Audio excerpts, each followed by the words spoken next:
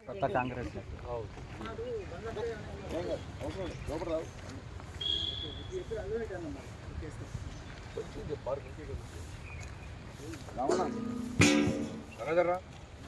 స్వామి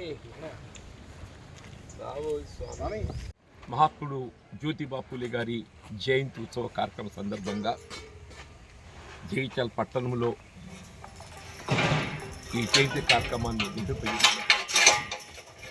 మా సోదర బలహీన వర్గ నాయకులు ఇతర మిత్రులకు అందరికీ హృదయపూర్వకంగా నమస్కారాలు.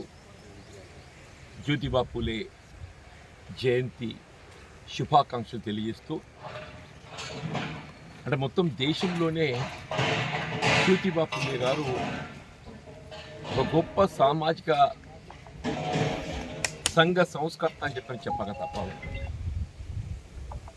అంటే విద్య యొక్క ప్రాధాన్యతను గుర్తిరిగి వీళ్ళు ఈ సమాజము తీర్చిదిద్దబడాలంటే అది కేవలం విద్యతోనే అవుతుంది అనేటువంటి ఒక భావన లక్ష్యంతో, అది కేవలం ఏదైతుందో ఒక పురుషులకు మాత్రమే పరిమితం కాకుండా వీళ్ళ మహిళల విద్యా బోధన ప్రాధాన్యతను గుర్తిరిగి, ఇంతవరకైతే సమాజంలో మనతో సమానమైనటువంటి ఆడబిడ్డలను కూడా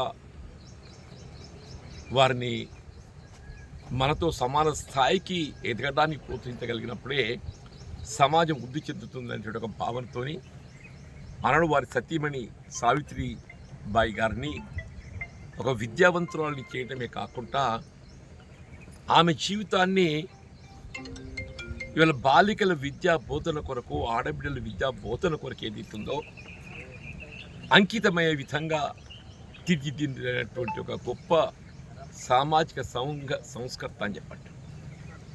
వీళ్ళ ఒక ప్రాంతానికి పరిమితం కాకుండా వీళ్ళ సమాజంలో ఉన్నటువంటి ఒక బలహీన వర్గాలు, అంటే వాస్తవంగా బాబాసాహెబ్ బిఆర్ అంబేద్కర్ గారు ఏదైతుందో రాజ్యాంగంలో నిర్వచించిన విధంగా సామాజికంగా అణగారిన వర్గాలు, నిమ్న వర్గాలు, దళితులు, ఎస్సీ ఎస్టీలకు ఏదైతుందో వారికి జనాభా ప్రాతిపదికన రిజర్వేషన్ సౌకర్యం కల్పింప చేయబడి వారి విద్య, ఉద్యోగాలలో రాజకీయ రిజర్వేషన్ సౌకర్యాలు ఏ విధంగా హక్కుగా కల్పింప చేయడం జరిగిందో వీళ్ళ బలహీన వర్గాల వారికి కూడా విద్య, ఉద్యోగాలు, ఉపాధి, రాజకీయాలలో కూడా ఏదైతుందో రిజర్వేషన్ సౌకర్యాలు కల్పింప చేయబడి వారిని ప్రోత్సహింప చేయబడాలి అన్నట్టు తలంపు ఇలా ఆనాటి బాబాసాహెబ్ బిఆర్ అంబేద్కర్ గారికి అండగా నిలిచిన వారు మన జ్యోతిబా పూలే గారని చెప్పక తప్పదంట.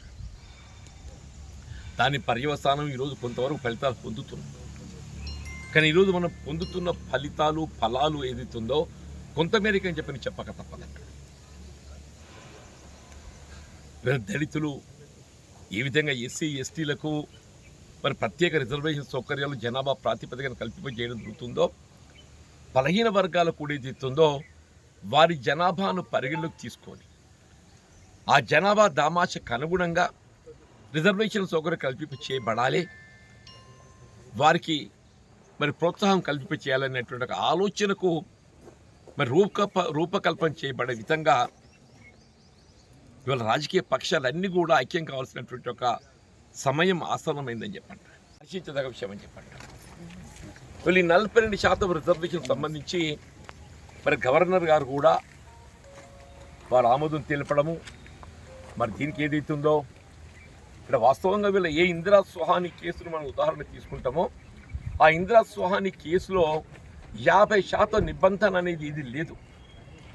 50% నిబంధనను అధిగమించేటువంటి ఒక అవకాశాన్ని కూడా ఆమె తీర్పులోనే పొందుపరిచింది. ఆమె తీర్పులోనే పొందుపరిచింది 50% మీరు అధిగమించవచ్చు అని చెప్పారు. కానీ దానికి సహేతుకమైనటువంటి ఒక కారణాలు ఇవ్వాలి.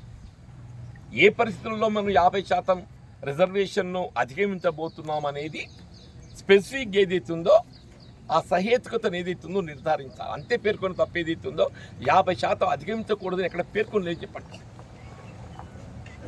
వీళ్ళ భారత ప్రభుత్వం ఎన్డీఏ ఏదైతున్నదో అన్రిజర్వ్డ్ క్యాస్ట్, ఏ రిజర్వేషన్ సౌకర్యం పొందలేనటువంటి వారికి ఏదైతుందో మరి ప్రత్యేకంగా ఎకనామికల్ వీకర్ సెక్షన్ అనేటువంటి ఒక రిజర్వేషన్ సౌకర్యం కల్పించడంలో భాగంగా రాజ్యాంగాన్ని సవరించి 10% రిజర్వేషన్ సౌకర్యాన్ని కల్పిస్తుంది. ఏ అన్రిజర్వ్డ్ క్యాస్ట్ కొరకు ప్రత్యేకంగా మీరు రాజ్యాంగాన్ని సవరించి 10% రిజర్వేషన్ సౌకర్యాన్ని కల్పింపచేసి దానికి ముందుకు వచ్చిండ్రో వీళ్ళు బలహీన వర్గాలు రిజర్వ్డ్ క్యాస్ట్ అంటే రిజర్వ్డ్ క్యాస్ట్ అంటేనే బలహీన వర్గాలు, అటువంటి వారికి కల్పించాల్సిన రిజర్వేషన్ సౌకర్యం ఏదైతుందో దాన్ని మరింత పెంపొందింప చేయబడాలి. ఈ 42% రిజర్వేషన్ అమలు చేయబడాలి. దానికి అనుగుణంగా భారత ప్రభుత్వం ఏదైతుందో ఏ విధమైన భేషజాలకు పోకుండా విద్య, ఉద్యోగాలు, స్థానిక సంస్థలు రిజర్వేషన్ సౌకర్యం కల్పింపజేయడానికి రాజ్యాంగాన్ని సవరించి 9th షెడ్యూల్లో చేర్చాల్సిన ఆవశ్యకత. మరి తప్పకుండా అది అమలుకు వస్తుందని విశ్వాసం వ్యక్తం చేస్తున్నా. ఈలో కూడా రాబోయే స్థానిక సంస్థలు ఉన్నాయి మనకు. ఆ స్థానిక సంస్థల్లో ఏదైతున్నదో ఇది మన ముందున్నది. ఈ స్థానిక సంస్థలను 42% రిజర్వేషన్ను మనం అమలు చేసుకునే విధంగా మరి రాష్ట్ర ప్రభుత్వం యొక్క బాధ్యత. దాన్ని ఏ విధంగా మనం అమలు తీసుకురావడం దొరుకుతుంది, ఏ విధంగా అమలు చేపట్టగలం, అప్పుడు మాత్రం ఏదైతుందో వీళ్ళ బలహీన వర్గాల హక్కులను కాపాడేటటువంటి వాళ్ళం అవుతాం అనేటువంటి భావన నేను వ్యక్తం చేసి అందరూ కూడా వ్యక్తం చేసి మన శాస్త్రమండలిలో మిత్రులు రమణ గారు, శాస్త్రసభలు అందరూ కూడా ఏకగ్రీవంగా దీన్ని ఆమోదింపజేసుకోమని చెప్పండి. ఎప్పుడైతే మీరు శాస్త్ర మండలిలో ఏకగ్రీవంగా ఆమోదింపజేసుకున్నో మీ అభిప్రాయాలు ఏకగ్రీవంగా ఉన్నాయి, అందులో భిన్న అభిప్రాయాలు తావు లేదు. మరి అటువంటిప్పుడు ఏదైతుందో ఈ అమలుకి ఏదైతుందో ఏ విధమైన ఆటంకాలు ఏర్పడతావని చెప్పి నేను భావిస్తాను చెప్పండి.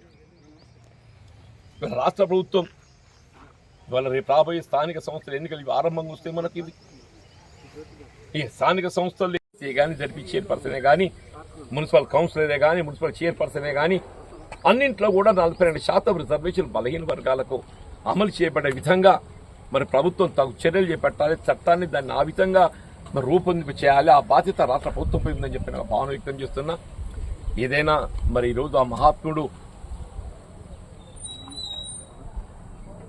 జ్యోతిబా పూలే గారిని మరి సందర్శించుకొని వారికి మరి జ్యోతి అంటే వారిని గౌరవించేటువంటి అవకాశం లభించడం ఇక్కడ వాస్తవం ఇవాళ ఏదైతుందో భారత రత్న అనేది మరి కేంద్రం ఏ పరిస్థితుల్లో దాన్ని గుర్తిస్తుందో తెలియదు. కానీ ఇలా భారత రత్న బిరుదాంకితులు చేయటానికి ఈ దేశంలో ఏదైతుందో మహాత్ముడు జ్యోతిబా పూలే అంత గొప్ప